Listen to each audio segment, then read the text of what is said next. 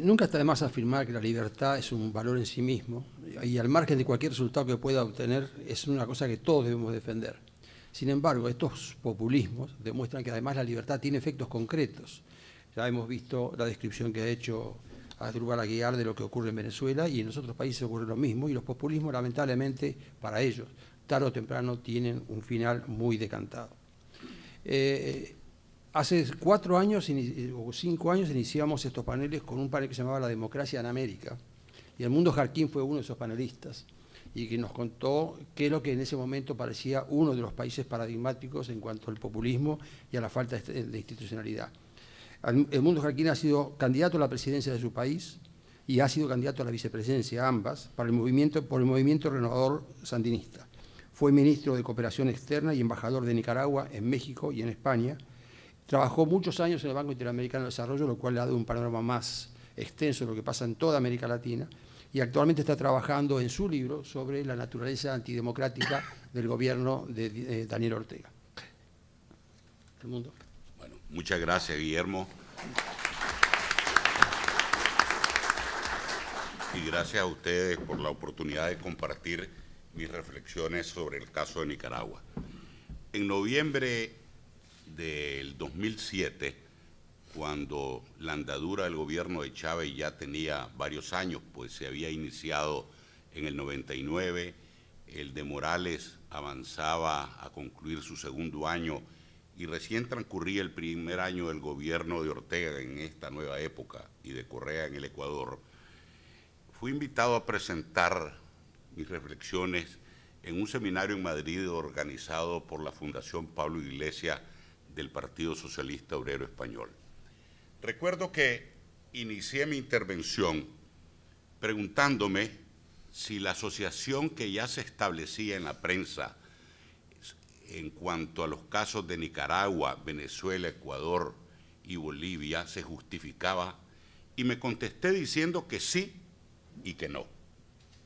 Sí, porque Ortega compartía con los gobernantes de esos países varios sellos de identidad, en unos casos solamente en la retórica, en otras en las retóricas y en los hechos.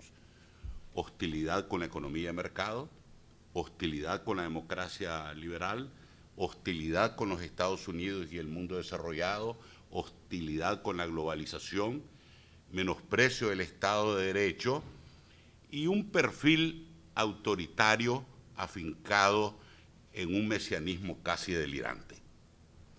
Pero me contesté que no, porque el reciente triunfo de Ortega no había sido expresión de un colapso del sistema de partidos políticos, como había ocurrido en algunos de esos casos, ni había sido expresión de una nueva mayoría emergente, de un nuevo movimiento social emergente, como en el caso de Bolivia, ni había sido expresión de una crisis socioeconómica, ni tampoco el triunfo de Ortega era expresión de una nueva mayoría política, como fue el caso inaugural de Chávez en Venezuela, Morales en Bolivia y Correa en el Ecuador.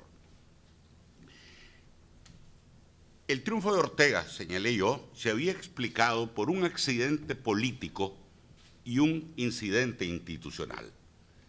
El accidente político fue que por primera vez se dividió el Partido Liberal, donde se había aglutinado la casi totalidad del bloque antisandinista.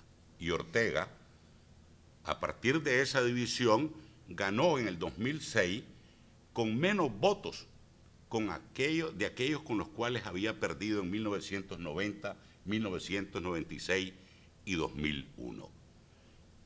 El Partido Liberal dividido tuvo el 55%, Ortega el 38%, y no fuimos capaces desde la disidencia sandinista de arrebatarle más votos, pero en total el bloque antisandinista sumó más del 62%. Ese fue el accidente político.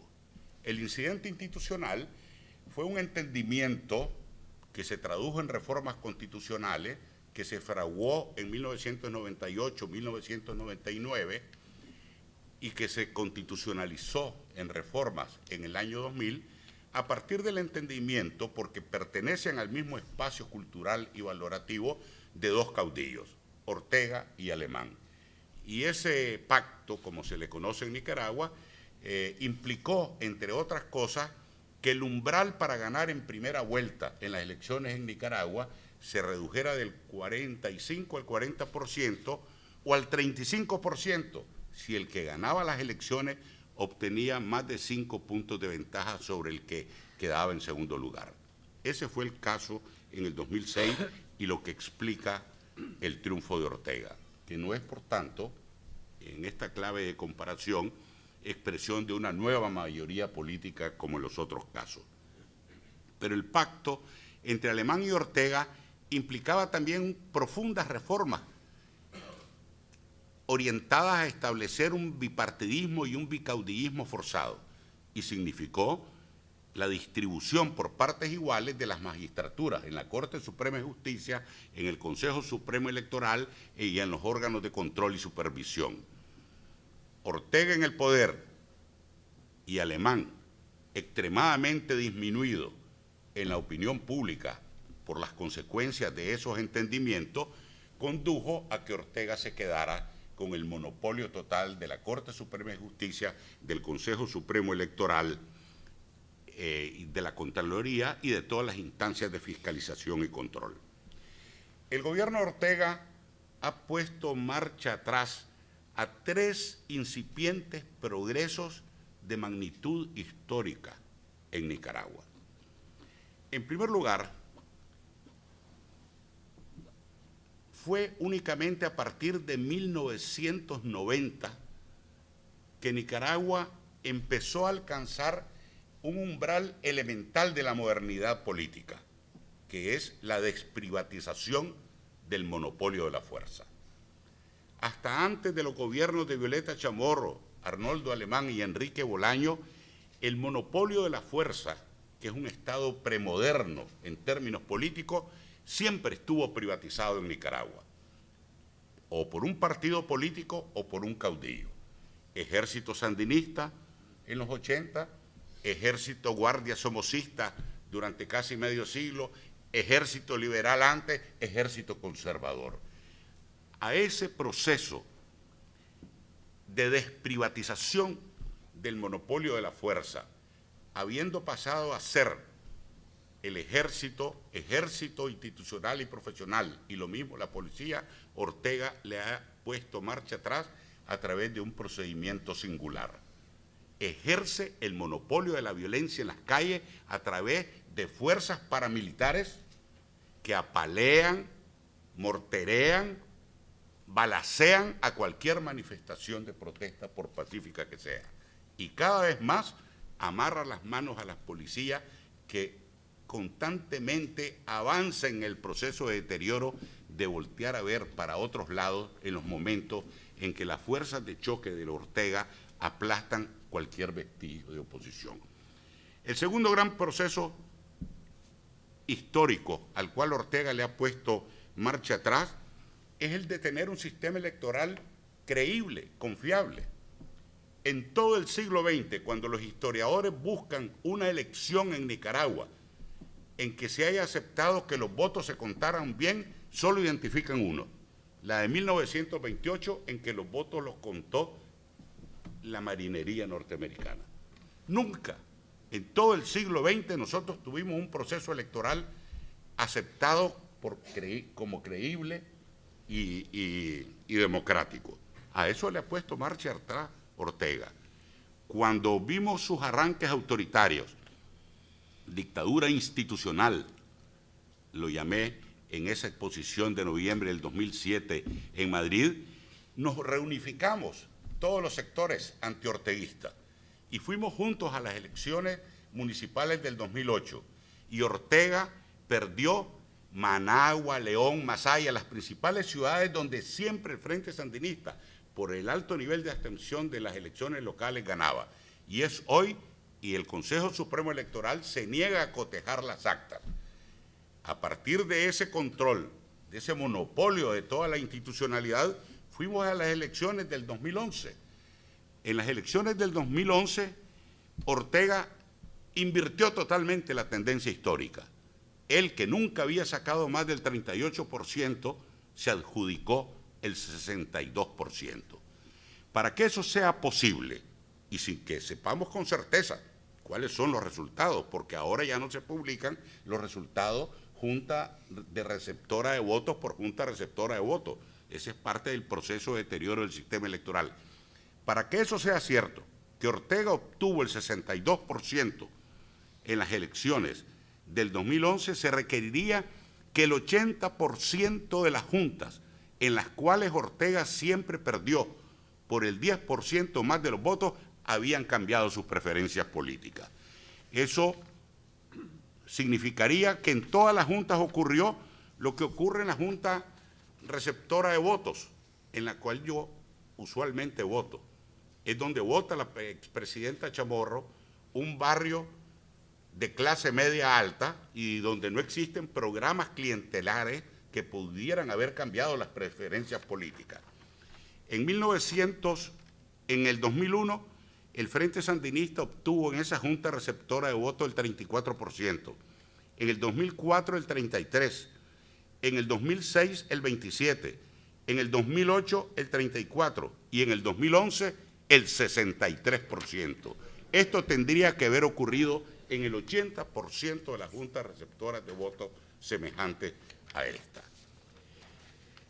Desde luego, las siguientes elecciones, las municipales del 2012, presentaron un resultado como los que mencionó el expresidente Hurtado, resultados como los del bloque soviético o las últimas de Saddam Hussein.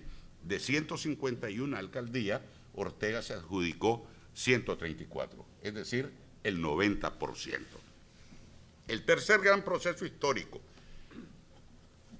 en la perspectiva de nuestra modernización, al que Ortega ha puesto marcha atrás, es el Estado de Derecho. Se venía consolidando en Nicaragua crecientemente un perfil de Estado de Derecho. El monopolio que hoy ejerce Ortega de la justicia, del poder legislativo, de los órganos de supervisión y control, han conducido a unos extremos que, como señala el profesor Lustó, no caben en los anales de la historia jurídica. Pues bien, la Constitución vigente en Nicaragua impide que Ortega sea candidato, impedía que él fuera candidato en el 2011, por un doble candado, porque prohíbe la reelección sucesiva y porque prohíbe ser candidato a quien hubiese ejercido la presidencia en 2 ocasiones. Ortega ni se preocupó por convocar a una constituyente y cambiar la Constitución. Sencillamente, la Sala de lo Constitucional de la Corte Suprema de Justicia declaró que esas normas constitucionales violaban los derechos humanos de Ortega. Es decir, como dice el profesor Lustó, declaró que la Constitución era inconstitucional. Para ir terminando, quisiera preguntarme y compartir con ustedes lo siguiente: ¿qué explica la consolidación del modelo autoritario de Ortega? Hay 3 grandes razones. En primer lugar, la indiferencia de la comunidad internacional, la creciente tolerancia de la comunidad internacional con todos estos modelos de capitalismo autoritario.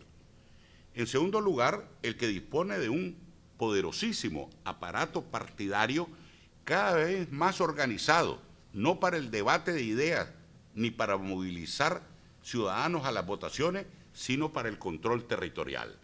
Un aparato partidario cada vez más de corte fascistoide paramilitar, integrado a la vida cotidiana y al control social y territorial. Y en tercer lugar, el factor Chávez. La cooperación de Venezuela a Nicaragua ha llegado a representar el 8% del Producto Interno Bruto. Como comentaba con Carlos Alberto Montaner al mediodía, esto significaría en un país como Panamá que en vez de un canal tuviera 3 canales. El 8% del producto en Chile significarían más de 20.000 millones. En Colombia más de 40.000 millones de dólares al año. Entonces estamos hablando de una magnitud macroeconómica con enormes implicancias políticas. En primer lugar, le ha dado a Ortega una gran autonomía en relación a la condicionalidad democrática bilateral. Cuando a raíz del fraude de las municipales del 2008, Estados Unidos amenazó con suspender el programa Cuenta Reta del Milenio, y lo mismo hicieron otros países europeos, Ortega dijo que se podían ir. Programas de 60, de 39, de 28 millones de dólares, frente a 500, 600 millones de dólares, pues Ortega hizo ejercicio de esa autonomía. En segundo lugar, le ha permitido a Ortega, sin que las condiciones del país lo permitan, porque es una manera de participar de la renta externa venezolana, mantener una política expansiva del gasto, una política clientelar de vasta cobertura territorial, sin alterar los equilibrios macroeconómicos, lo que a su vez le ha posibilitado mantener el diálogo, los acuerdos, los entendimientos con el Fondo Monetario, el Banco Mundial, el Banco Interamericano, el Banco Centroamericano y otras entidades financieras internacionales. Y en tercer lugar, le ha permitido a Ortega construir un denso tejido de intereses con el sector privado, porque a diferencia de los otros casos, Ortega ha sido muy cuidadoso en cuanto a los equilibrios macroeconómicos y en cuanto al tema del sector privado. Concluyo con lo siguiente. En Nicaragua se suele decir, y si es cierto o no es cierto es irrelevante porque se parece a la realidad, que el gobierno cubano le recomendó a Ortega para esta nueva etapa 3 cosas. No pelearse con los gringos, no pelearse con el sector privado y con el mercado, y no dar elecciones libres. Eso es exactamente lo que está ocurriendo en Nicaragua. Muchas gracias.